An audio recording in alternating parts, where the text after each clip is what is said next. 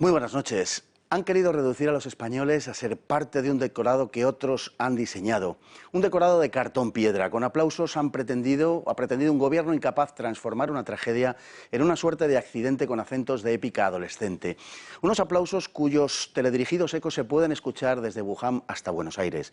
Mientras los sanitarios objeto del homenaje eran abandonados sin apenas protección hasta convertirse en los más contagiados del mundo.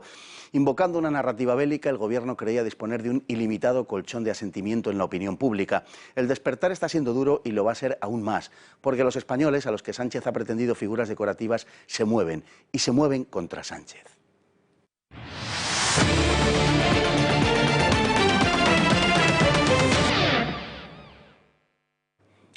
En las redes sociales se libra una cruenta batalla entre partidarios de diversas tendencias ideológicas. Unos y otros recurren a todo tipo de artimañas para sacarle ventaja al oponente, y si bien en un principio fueron los ultraizquierdistas quienes llevaron ventaja en esta pelea, ahora parece que las tornas se han invertido. De ahí las airadas denuncias de podemitas y socialistas, sobre todo en esta materia. Pura hipocresía.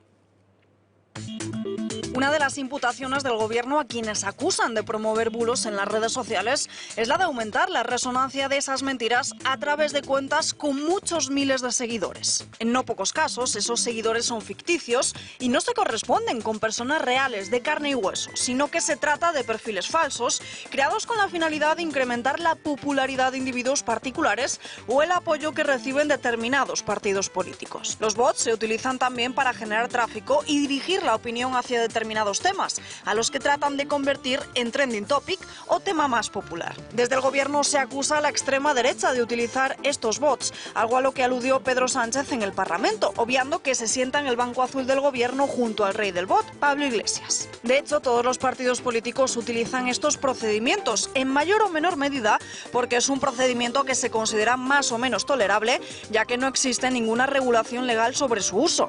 No es pues ilegal, aunque sí parece de dudosa ética. Aunque quienes primero utilizaron las artimañas en las redes sociales fueron las cuentas ligadas a Podemos. Hoy tanto estos como los socialistas denuncian virtuosamente a quienes ahora se muestran más diestros que en ellos en estos menesteres. Para colmo, también los youtubers críticos con el pensamiento dominante son clara mayoría. Además, tanto Pedro Sánchez como el Ministerio de Sanidad aparecieron apoyados por una gran cantidad de cuentas falsas, pues también el gobierno hace uso de ellos. Y si les digo que tenemos hoy a Sergio, pues lo mismo no les diga gran cosa, o a lo mejor esperan que aparezca con Estíbaliz. Pues no, tenemos a Sergio, que es también conocido, es sobre todo conocido como un tío blanco hetero. Muchísimas gracias por estar con nosotros, Sergio. Muchas gracias por invitarme, Fernando. Bueno, en primer lugar se impone la pregunta, porque hay mucha gente que no está en las redes sociales, puede estar viendo el programa, ¿por qué apareces ahí? ¿Por qué ocultas tu rostro? ¿Es una decisión estética, de marketing? ¿No confías en que en España haya la suficiente libertad como para aparecer a rostro descubierto sin que tenga repercusiones? Pues empezó siendo una decisión estética y de marketing, y una decisión que tampoco estaba yo seguro de cómo se iba a tomar pues la gente, el hecho de que dijese las cosas que estaba diciendo en mi canal de YouTube al principio. Luego ya ha pasado un tiempo, ahora mismo es estrictamente una decisión estética y de marketing. Ya, pues eso, ya mostré mi rostro, ya dije quién era, y a partir de ahí he decidido mantener la identidad de un tío blanco hetero simplemente porque es acorde con lo que digo en mi canal de YouTube. Bueno, ¿se puede decir en términos generales que los youtubers en este momento no es que formen un grupo en sí mismo, pero quiero decir, son mayoría aquellos que disienten del discurso dominante? Depende. Es cierto que ahora mismo los youtubers que opinamos sobre política y hacemos crítica cultural y tal, en general somos mayoría críticos con la izquierda, con el progresismo y con distintas corrientes identitarias. Aunque si hablamos a lo mejor de un volumen más amplio de youtubers a lo mejor que tienen más calado, que tienen más millones de seguidores, si hablamos del Rubiu, Wismichu, Auronplay y todo ese rollo, estas personas que tienen millones de seguidores manejan un discurso que no es político y que no es crítico y que por lo tanto no se podría considerar como pues, políticamente incorrectos, por así decirlo. Tampoco en la esfera cultural. Tampoco en la esfera cultural. Lo que sí que sucede, que yo creo que esto preocupa a mucha gente, es que los youtubers, que normalmente son personas de su padre y de su madre que deciden un día delante de una cámara empezar a hablar a internet, no dependen en su mayoría de nadie. No hay nadie que los controle, no hay nadie que les diga, mira, tú hablas de esto o tú hablas de esto otro. El Rubius ahora no es un problema porque habla de las cosas del Rubius, pero el Rubius con 40 millones de seguidores mañana decide meterse en temas a lo mejor más políticos y más complejos, y el hecho de que alguien tenga acceso a 40 millones de seguidores acérrimos y nadie tenga control sobre él, pues me imagino que para algunas personas se convertirá en algo problemático si eso llega a suceder. Y el hecho de que aparezcamos youtubers con pensamientos críticos y disidentes, que por ahora no tenemos tantos millones de seguidores como tiene el Rubius, pero sí que tenemos algunos cientos de miles de ellos, pues ya se ve que les toca bastante las narices. Bueno, vamos a ver, Twitter y en general las redes sociales son parte de la realidad, pero no son la realidad. Hay quien parece interpretar que Twitter, por ejemplo, es la realidad. Hay gente que vive en Twitter, literalmente. Sí, eso es cierto, pero también es porque se les da mucha importancia a las cosas que suceden en Twitter.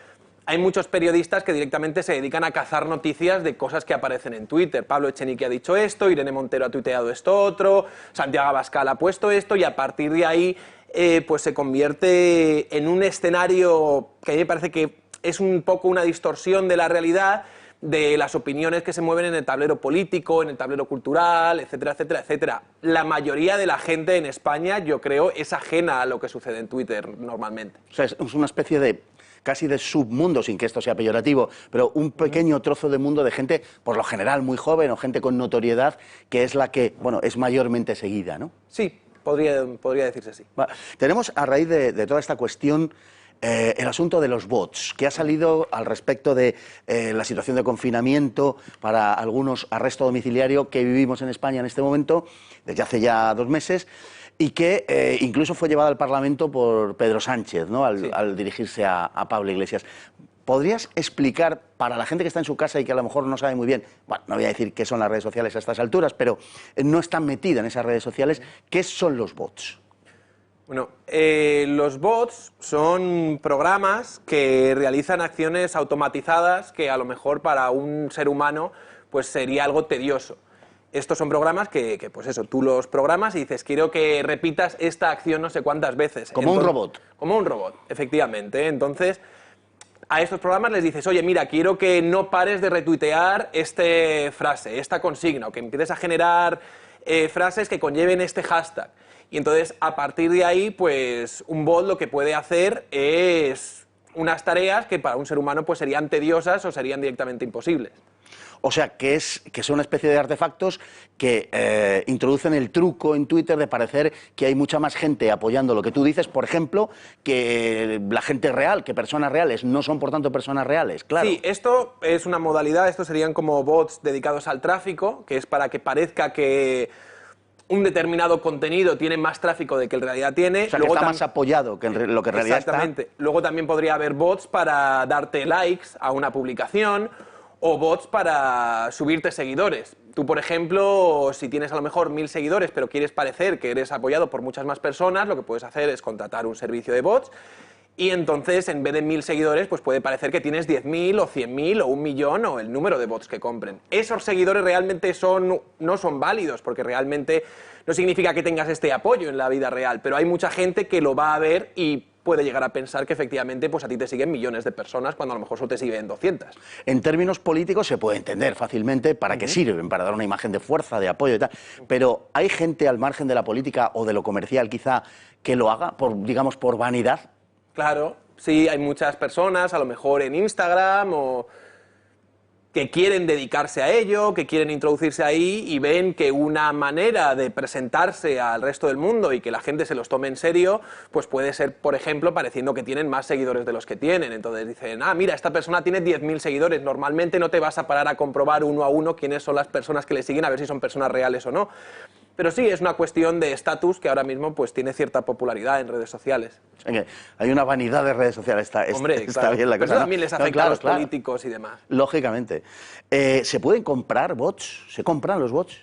Tú no compras, por lo general, a lo mejor yo ya no sé si te metes más en cosas más turbias de la Deep Web, no sé hasta qué punto podrías comprar los bots. Tú, por lo general, en las páginas que están al acceso de todo el mundo, tú no compras los bots.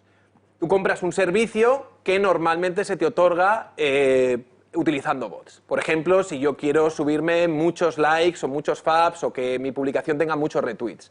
Yo no compro los bots, esos bots no están a mi disposición, sino que yo compro es un servicio en una página web que me dice, oye, por 1000 likes en esta publicación que tú pongas aquí, te voy a cobrar 10 euros. Entonces tú lo compras, esto ahora mismo está al acceso de todo el mundo, te puedes meter en Google y poner comprar likes en Facebook y ahí compras ese servicio.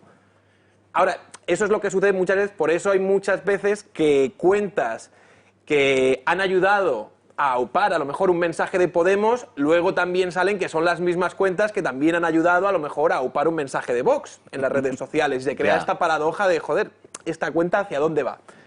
Pero porque ha dado esa casualidad, digamos, que tanto unos como otros han comprado el mismo servicio.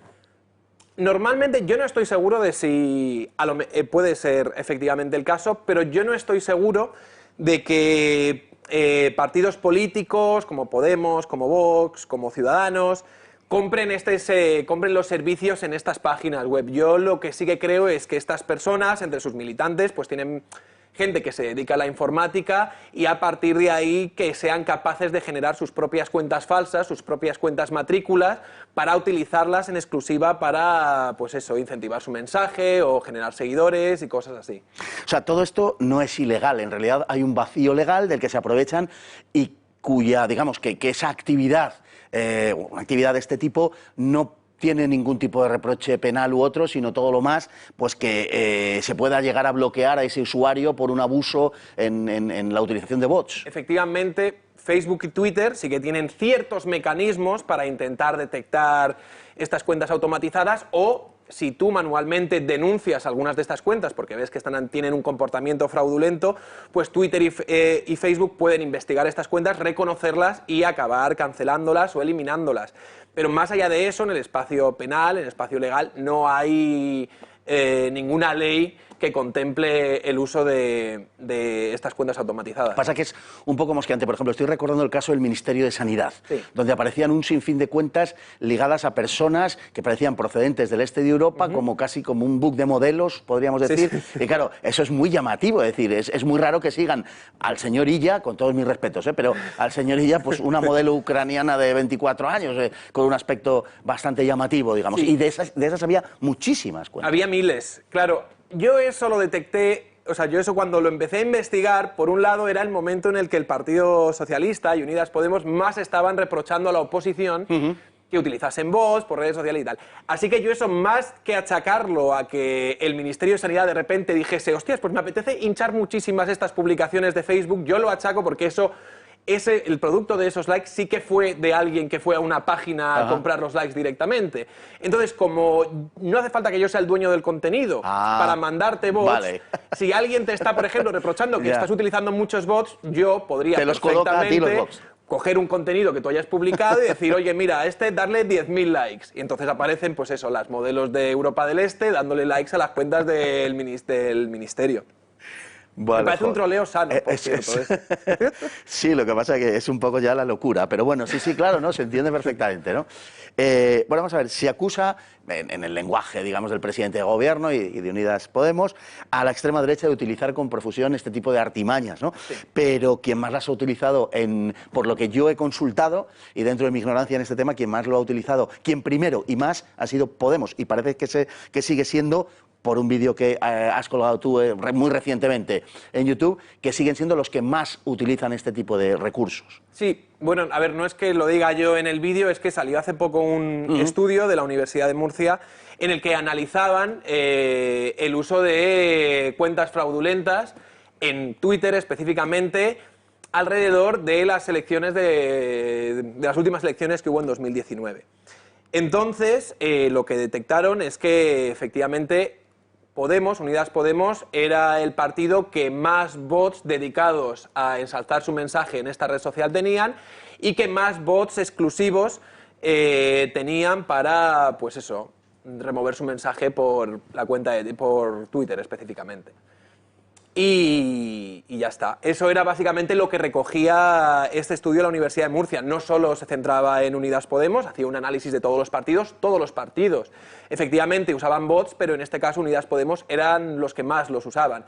Tiene cierto sentido porque, como has dicho, Unidas Podemos fueron los que primero se dieron cuenta, ya por 2014 o algo así, justo después del 15M, cuando surgió como partido, como entidad política, fueron los que primeros entendieron la importancia que estaban adquiriendo las redes sociales en el debate público, en el debate cultural, en el debate político, y fueron los que primero les metieron mano a eso.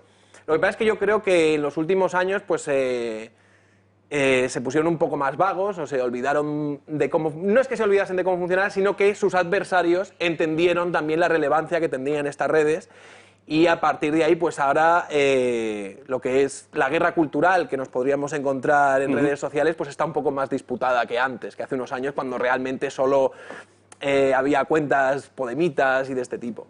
Se corresponde un poco, quizá, y esto es, a lo mejor es aventurar algo que no sé hasta qué punto se corresponde con la realidad, pero un poco con el empuje que tiene cada fuerza política, ¿no? Parece que la presencia en redes sociales tiene que ver eso. Quizá puede ser la razón por la que en este momento haya un mayor auge en las redes sociales ya desde hace meses o un par de años de Vox sobre un Podemos que a lo mejor parece que se ha desinflado, ¿no? Sí, a ver... Es que también creo que muchas veces este mensaje que tan revulsivo, tan revolucionario, pues al principio emociona y excita a mucha gente, pero rápidamente, en el momento que eso se va calmando y en el momento, por ejemplo, en el que Podemos empieza a pisar las instituciones y empieza a hacer exactamente lo contrario que ellos propugnaron cuando empezaron con estas medidas populistas de pues es indecente que cobremos más que los tal, es indecente que vivan en chalets, es indecente... Y luego pues vemos que una tras otra han ido incumpliendo todas estas cosas. Claro, en ese momento es muy difícil mantener esa ilusión en lo que puedes decir todo el cultivo de gente que hayas estado regando en los últimos años. Y en ese momento sí que contra esa hipocresía y contra ese cinismo que ha quedado muy claro, pues sí que aparecen pues eso, otros caldos de cultivo que dan pie a unos discursos políticos distintos, que es lo que está sucediendo ahora mismo. Ahora mismo, sobre todo en redes sociales, sobre todo en YouTube, sobre todo pues eso, en gente, en creadores de contenido crítico y político, es mucho más común encontrarse a gente muy desencantada y muy crítica con la izquierda en nuestro país. ¿Podrías explicar en poquito más de un minuto qué fue la noche de los baneos largos? La noche de los baneos largos. Bueno, la noche de los baneos largos fue... A partir del discurso que se estaba teniendo por redes sociales y que había llegado al Congreso, de que la extrema derecha estaba utilizando bots, que estaban utilizando bots rusos para potenciar su mensaje y para difundir bulos y todo esto, hubo un grupo de personas que se organizaron, no sé en qué, se llamaban Team Facha, y no sé en qué foro, si se organizaron en Foro Coches o en Burbuja y tal. El caso es que se organizaron para decir, bueno, vamos a hacernos pasar por bots. Entonces cogieron un mensaje, se llamaba Poll Automatic Read, como si se hubiese roto, como si se hubiese escacharrado de alguna forma la fábrica de generar mensajes automáticos. Y entonces empezaron a poner un mensaje muy llamativo que era Poll Automatic / Pedro Sánchez el Sepulturero / @ dimisión tal, asterisco. Entonces, claro, era tan llamativo que todas las cuentas de la izquierda, que ya tenían ese prejuicio de la derecha está utilizando miles de bots, en el momento en el que vieron eso dijeron, ajá, esta es la prueba de que la derecha está utilizando miles de bots. Y empezaron a denunciar todas esas cuentas, se comieron el troleo con patatas, y lo que sucedió es que Twitter era tan creíble que se trataba de bots que Twitter empezó a cancelar las cuentas de las personas que estaban troleando, y se generó pues ahí cierta paradoja y al final pues no sé si acabaron cerrando unas 300 cuentas o 400 cuentas, pero bueno, héroes caídos en combate. Pues fue un troleo histórico, o sea, una cosa... En España sí, en España sí. Es como historia del internet en España, la noche de los baneos largos forma parte de ello. Y quedaron en evidencia una serie de personajes como... En fin, bueno, todos los que se lo creyeron, que también tenía todo el sentido del mundo que se lo creyeran cuando ellos mismos estaban alimentando la idea de millones de bots rusos. Cayeron en su propia trampa, la de los... bots del Kremlin. El Kremlin siempre tiene la culpa de todo. Yo no sé, pasan los años, pero sigue siendo lo mismo. Pues, bueno, Sergio, tío blancohetero, que ha sido un placer tenerte con nosotros y que desde luego lo cuentas tanto aquí como en tu vídeo, en tus vídeos en general, pero refiriéndome exactamente a este, concretamente a este, de una manera enormemente didáctica. Yo me he enterado, lo cual tiene un mérito, de verdad, no sabes hasta qué punto tiene mérito. Pues me alegro muchísimo de que te hayas enterado y me alegro muchísimo de que me hayas invitado al programa. Fernando, muchísimas gracias. Estás en tu casa, no faltaba más. Muchísimas gracias, Sergio.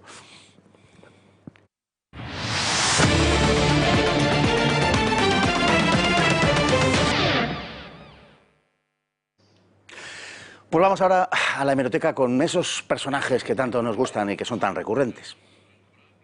Ha llegado la hora de unos nuevos modos políticos. Cuando dispongamos, señorías, de la suficiente perspectiva, seguramente comprobaremos que esta emergencia mundial tiene como efecto acelerar cambios que ya se estaban poniendo en marcha desde hace ya años. El cambio hacia nuevas formas de trabajo no presencial, con la difusión del teletrabajo, el cambio hacia formas de producción y consumo compatibles con la respuesta a la emergencia climática, el cambio acelerado hacia la digitalización y la automatización. Ahí estamos viendo, por ejemplo, los efectos y la brecha digital, los efectos que está teniendo sobre la educación y singularmente sobre la educación pública. El cambio hacia formas de gobernanza mundial para hacer frente a amenazas que son también globales, como hemos visto es, por ejemplo, esta pandemia. Nos hace reflexionar la afirmación del presidente de que la situación tiene como efecto acelerar los cambios que ya estaban en marcha desde hace años, pero sobre todo porque en el original del discurso que se entregó a la prensa figuraba la frase "el objetivo de esta pandemia", se decía, el objetivo de esta pandemia. Así que esta pandemia tiene un objetivo. Señor Sánchez, es el momento de irnos a publicidad. Medítenlo.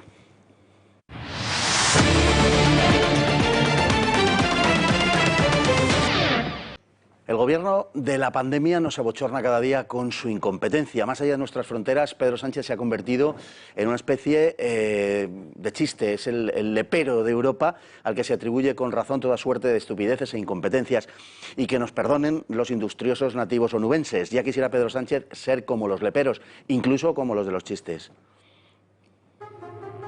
La responsabilidad de este gobierno es única en su enormidad. Las decenas de miles de muertos atestiguan que España es el primer país en fallecidos por millón de habitantes, además del primer país del mundo en contagios entre la población y entre el personal sanitario. Una reciente información de un grupo de investigación especializado en Big Data ha puesto de manifiesto que los fallecidos por causa del COVID-19 ascienden en realidad a más de 50.000, casi duplicando las estadísticas oficiales. Pero la mentira no ha consistido en una cuestión de cifras. La gran mentira es cualitativa, ocultando la dimensión humana de la tragedia. La pérdida de la madre, del hijo o de un amigo han sido enterradas entre toneladas de aplausos y de agradecidos gestos a las fuerzas del orden o a los sanitarios. Y los medios, sin práctica excepción, han secundado la censura impuesta desde el poder. Tal pudor no se ha visto en otros casos, como en el 11S o cuando suceden las tragedias de los inmigrantes que cruzan el mar. Y todos tenemos aún en la retina las imágenes de los vagones, los muertos y los heridos en el 11M. La explicación es muy simple. Entonces interesaba agitar y ahora anestesiar a la población. Al mismo tiempo que imponían rigurosas restricciones a los españoles, tanto Pedro Sánchez como Pablo Iglesias se saltaban la cuarentena y el gobierno se reunía sin cumplir las condiciones que prescribían al resto de ciudadanos. Y mientras decenas de miles de españoles morían en soledad y recibían sepulturas sin más acompañamiento que 3 familiares, el pasado fin de semana se enterraba a Julio Anguita sin que se respetasen las normas que han regido para todos los demás. La élite en el poder no solo ejerce sus privilegios, también debe exhibirlos. Tenemos hoy con nosotros para hablar de este asunto y de algunos otros que tienen que ver con esto a don Carlos Esteban. Sea usted muy bienvenido. ¿Qué tal? Bueno, por entrar en términos generales, los tiempos en los que vivimos son los de una gran mentira. Sí, ya decía Rebel que la mentira es el arma más poderosa en la actualidad, ¿no? Es decir, creo que esa es la gran confusión. Cuando uno se acercaba al siglo XXI, cuando empezaba Internet, y decir, bueno, estamos hiperinformados, ya nadie tiene derecho a decir que no sabe porque la información es brutal. Pero claro, una cosa que corta la información mucho mejor incluso que la mera ausencia es la mentira. Porque la mentira no solo te impide saber qué es lo que realmente sucede, sino que además te hace no buscarlo, porque crees que estás informado, ¿no? Eso es lo peor. En esta crisis lo estamos viendo de una manera muy especial, porque todos tienen intereses en un sentido o en el contrario. De hecho, en Internet muchas veces cuando buscas algo específico, concreto, te encuentras muchas veces una mentira que está literalmente repetida 1000 veces y que pasa a ser verdad. Sí, sí, y además es una mentira que se hace más evidente porque muy a menudo nuestros líderes de opinión, que es como les gusta llamarse, han pasado de la mentira contraria a esa, con lo cual es muy fácil pillarles, porque es que ya no están disimulando nada, están confiando en esa memoria de pez que tenemos la mayoría por aquello de la inmediatez, de todo lo que ahora estamos viviendo, ¿no? La civilización moderna es la civilización de la inmediatez que, digamos, que provoca o fomenta esa amnesia del pasado reciente. Bueno, valórenos el lapsus de Sánchez al que nos hemos referido antes en aquel documento que se entregó a la prensa donde se hablaba de el objetivo de la pandemia. Me parece que es maravilloso, me parece que es un lapsus freudiano, es decir, realmente él ve en la pandemia una oportunidad de oro, porque, bueno, solo tenemos que recordar quién es Sánchez, qué ambiciones tiene Sánchez y, sobre todo, qué debilidades tenía hasta ese momento. Ahora está comportándose como un verdadero sátrapa, con un poder que no ha tenido nadie desde, iba a decir desde el franquismo, pero yo diría que desde antes del franquismo, pues yo no recuerdo que nos encerraran en casa y eso, y efectivamente uno de los objetivos de la pandemia, o sea, tiene varios objetivos, uno de ellos parece ser destruir las economías, ¿no? Y otro es aumentar el control que ya es agobiante del poder sobre los ciudadanos normales. Desde el principio de todo este proceso el gobierno ha tratado de socializar la culpa, de patada a seguir, de quitársela de encima, y uno de los argumentos más recurrentes es el del gasto sanitario. Es decir, la pandemia, en definitiva, se ha producido o ha dado lugar a una cantidad de muertes tal y como los medios oficiales dicen, que probablemente sean el doble, como hemos visto, por razón del gasto sanitario, porque hubo recortes en la sanidad. Bueno, eso no se sostiene, sobre todo que hay mucha gente que se ha ocupado ya de desmontar ese bulo completamente absurdo, viendo cómo los recortes que efectivamente se hicieron en el momento de crisis se recuperaron, se recuperó la normalidad unos años después, con lo cual es como que se anuló el recorte, ha habido recortes en las autonomías regidas por el socialismo, es decir, que no, eso no tiene pies ni cabeza, aparte de que tenemos países que han actuado de una manera mucho más inteligente con un presupuesto mucho más exiguo. Es evidente, y además Sánchez mismo en julio del año pasado pidió a las comunidades autónomas que acometieran drásticos recortes en sanidad, sí, es decir, claro, que no es un producto de ningún partido político, pero es una idea incluso si tú tienes tienes poco dinero, has recortado, ¿vale?, en tu casa, ¿no? Es decir, la diferencia entre que vayas a comprar a lo loco o que compres bien es fundamental. Y en este caso sabemos, porque nos consta, de que había empresas españolas que vendían determinadas cosas importantes en como tests o mascarillas, que se ofrecían mucho más baratas, que luego se han ido a comprar por varias veces su precio, ¿no? Esto es como, bueno, ¿qué importan los recortes si yo estoy tirando el dinero, ¿no? Sin caer necesariamente, bueno, si queremos caer, también podemos caer en teorías conspiracionistas, pero a mí me sigue asombrando, 2 meses y pico después, las manifestaciones de los medios de comunicación, de los opinadores profesionales de los medios de comunicación, que sobre todo los de una determinada tendencia política sostenían o minusvaloraban el impacto del COVID-19 y se reían públicamente en las tertulias de lo que podía suponer o representar. Y me llama la atención que lo hicieran, digamos, porque no se trata de pasarle factura por una opinión equivocada, sino porque pueden dar lugar a que pensemos, y así lo hacemos algunos, a que esa opinión era inducida. A alguien le interesaba minusvalorar el impacto del COVID-19 y, de hecho, esos tertulianos, vamos a decir, lo hicieron. Naturalmente, pero la verdad es que yo soy conspiracionista, ¿no? Es decir, que evidentemente existen conspiraciones, que es absurdo. O sea, yo empecé aprendiendo latín con la conspiración de conjura de Catilina, ¿no? Es decir, es evidente, la gente se pone de acuerdo y tal. Pero en este caso no hace ninguna falta, en el sentido de que tenemos una profesión periodística muy dócil, unos medios muy dóciles, muy de izquierdas.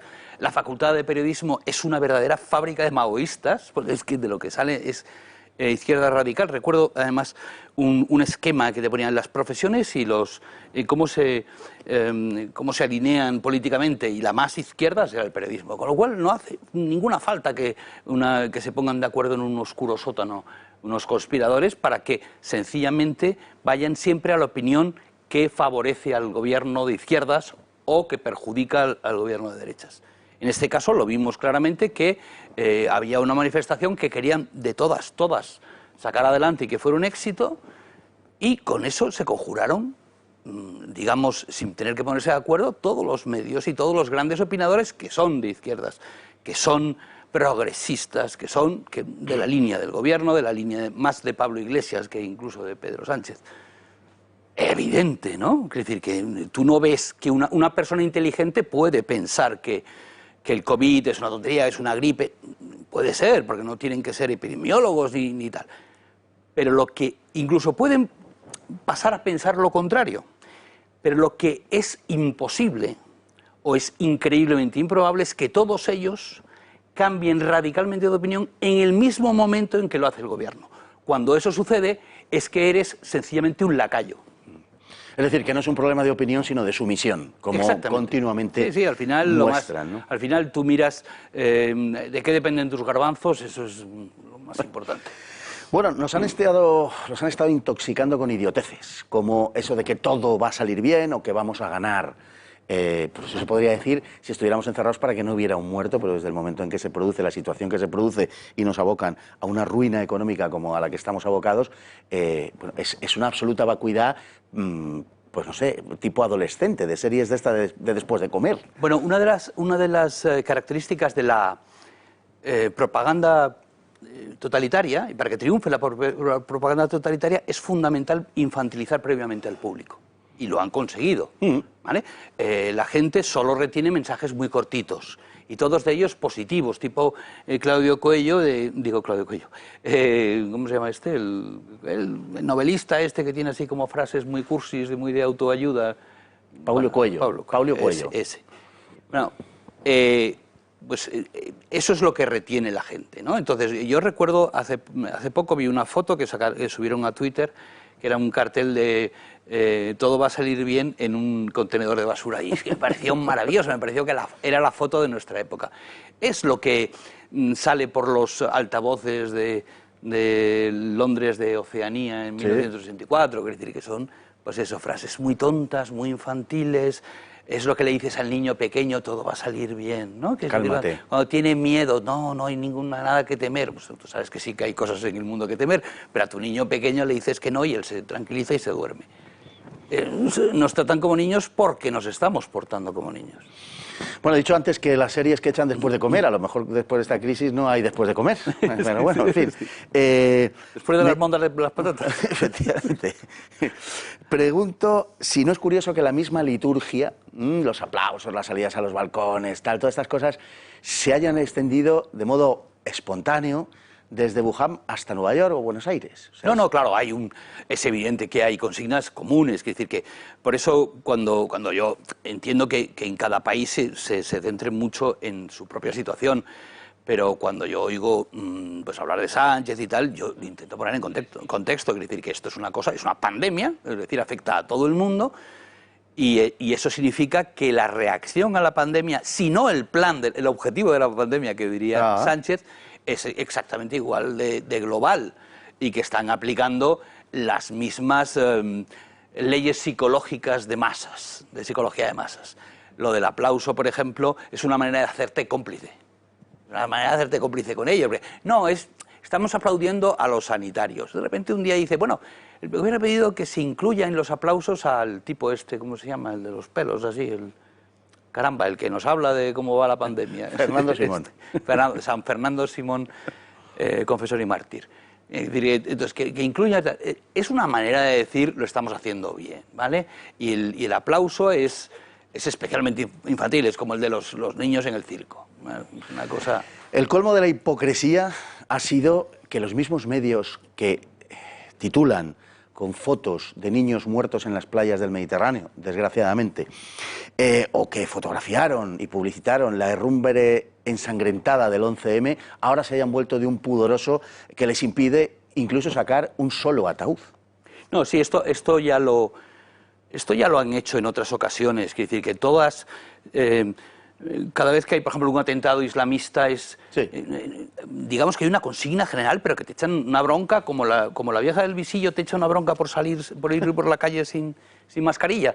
Es, no, y tal, no saquéis eso, sois unos buitres y tal, estáis traficando con la carroña. En cuanto el Aylan Kurdi salió absolutamente en todas las portadas, pero no de los diarios de izquierda, los de derecha, los de centro, porque al final son todos pero Carlos, la misma mierda. Pero no es solo eso, quiero decir, es que incluso ellos lo fabrican. Pensemos en las campañas de tráfico truculentas, donde se nos enseñan, porque eso es lo que alecciona a la población como medida preventiva, accidentes terribles llenos de sangre y cosas así, ¿no? Sí, por supuesto. Quiero decir que no lo hacen porque, efectivamente, es decir, que ves los muertos y automáticamente asocias esos muertos con el régimen en el que vives, lo cual no siempre es justo, no siempre es justo, pero tenemos que recordar que cosas como que la selección nacional de fútbol de un país gane la Copa influye favorablemente para que se reelija el gobierno que esté en ese momento. Sí. Es completamente irracional, pero es que el voto es irracional. Hay una asociación. En el momento en que echamos a Dios, nuestra sociedad dejó a Dios, pues el Estado se ha convertido en Dios. Y entonces ni un gorrión se muere sin que Pedro Sánchez o el equivalente en otros países lo tenga en cuenta. Y eso de votar al partido cuando el equipo nacional gana suele pasar efectivamente, y todavía más si cuando marca un gol butragueño, un 21 de junio del 1986, si no recuerdo mal, aparecen las siglas del partido que está en el poder. Todavía se produce eso mucho más. Don Carlos Esteban, muchísimas gracias. Muchas gracias. Muchas gracias. Y pues hablando del gobierno, vamos a la sección de fake news, claro.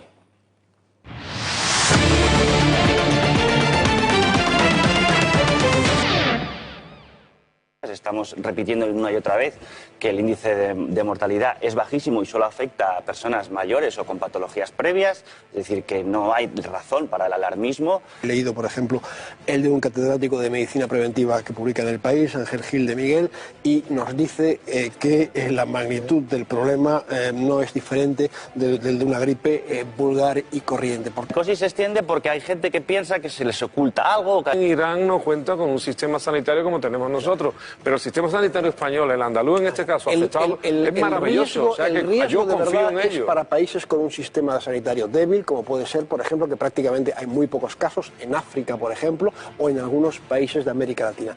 Yo tengo la sensación de que en Italia hay un cierto desbarajuste, un cierto desorden un poquito en la gestión. Ahora vamos con... Tanto en ese sentido tenemos que confiar, y creo que en este caso el Ministerio está haciendo un buen trabajo. Yo es que esta mañana venía de la farmacia y me explicaba la farmacéutica que entran constantemente pacientes reclamando mascarillas y geles de asepsia y ella no se cansa de explicarles a todos los que vienen en demanda de ese tipo de productos que no hay razón de verdad para nosotros hemos hablado de un montón de veces ese tipo de... Las mascarillas son para los sanitarios o para los que están ya enfermos. Sí, pero es que... Cuidado con las mentiras. En ese sentido hay que transmitir tranquilidad, y el peor enemigo en estos momentos es la sobreactuación y el miedo, y en ese sentido la comunicación del Ministerio y de los expertos yo creo que está dando seguridad a los ciudadanos. Aquí que tenemos certidumbres. La certidumbre que nos da la OMS es que es contagioso, pero a su vez poco mortífero. Se está exagerando incluso la... Bueno, se puede exagerar. No, los medios hacemos nuestro trabajo y luego cada uno elige si se los cree o no, pero... Tanto yo creo que el alarmismo es excesivo, el alarmismo de la sociedad, el alarmismo de algunos políticos, el propio alarmismo, yo me atrevería a decir, del director de la Organización Mundial de la Salud. Y bajemos las alarmas y mantengámonos contenidos. Pues, Alba, ahí lo tienes. Tiene razón Jorge Bustos. Luego los ciudadanos elegimos los medios o no. Si los creemos o no, no los creemos. Efectivamente, se trata de una recopilación que hace Periodista Digital en ese programa del Quilombo y que hemos querido incluir en esta sección de fake news para desmontarles, pero no porque nosotros lo digamos, sino porque el tiempo ha demostrado que todas esas palabras se han quedado muy atrás y que no tenían nada de razón. Pero vamos con otro asunto y de este mismo día, y es que tenemos un nuevo barómetro en intención de voto recién salido del horno, recién salido de la cocina de Tezanos, y resulta sorprendente creer esa intención intención de voto que se plasma en este sondeo y de nuevo parece plasmar un escenario que conviene al mismo partido político que le colocó al frente del CIS. Según esta encuesta pública, el Partido Socialista ganaría hoy en día las elecciones con un 31,1% de los votos, casi 11 puntos por delante del Partido Popular. Lo haría además en plena emergencia sanitaria y con miles y miles de fallecidos.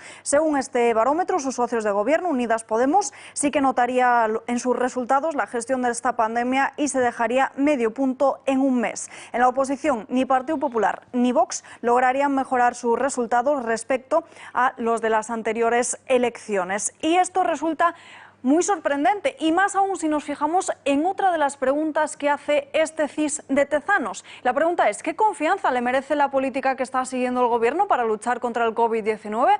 Pues ahí lo vemos, casi un 50% tiene poca o ninguna confianza en el gobierno. Y con este dato, si la mitad de los españoles no confían en este gobierno, ¿cómo puede ser que el Partido Socialista sea el partido más votado en España? Pues no lo sé, Alba, tenía que haber puesto un apartado en el que pusiera confianza absoluta, que no lo contempla Tezanos. Yo apelo desde aquí a Ana Pastor para decirle: Ana Pastor, esto es un clamor, a ver si le metes mano, esto es faque total. Bueno, vamos con la frase del día.